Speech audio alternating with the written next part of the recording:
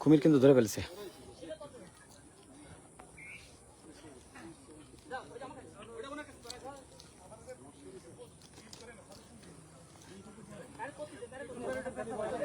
এখানে যেন কেউ না আসে। এটা খালি ভেঙে যাবে, ভেঙে যাবে। এরপর আসলে কিন্তু ভেঙে যাবে, এটা মাছের চাপ।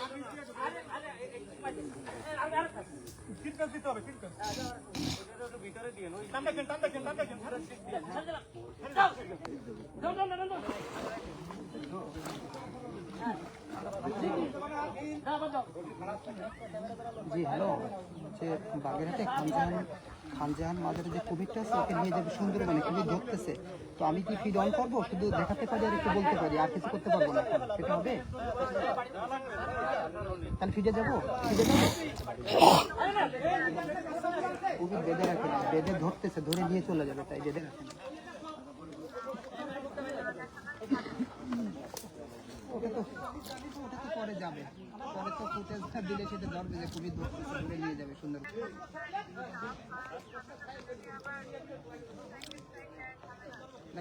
কথা বলেন কারোর সঙ্গে, যে আছে একটু কথা বলেন, নিবে কিনা।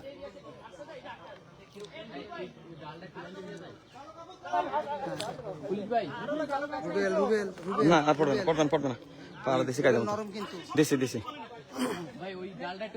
কুমিরকে আসলে ধরে ফেললো মাজারের সেই কুমিরকে কিন্তু আসলে আটক করলো বা বন বিভাগের কর্মকর্তারা কিন্তু আসলে তাকে ধরছে। এই মুহূর্তে দেখছেন তার মুখ বান্ধা চলছে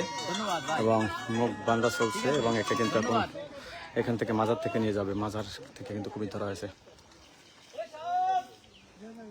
এবং কালো কাপড় দিয়ে মুখ বান্ধা চোর, এই কালো কাপড়টা কিন্তু মুখ বাঁধলো।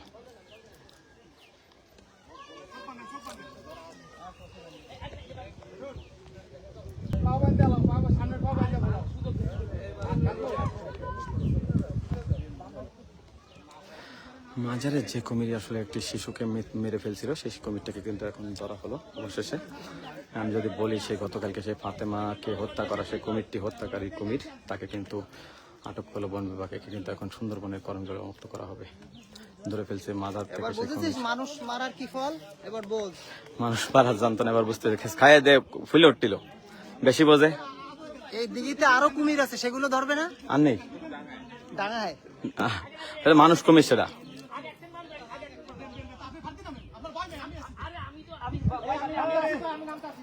সুন্দরবনের করমজলে আসলে কুমিরটা আসলে আটক করেছে।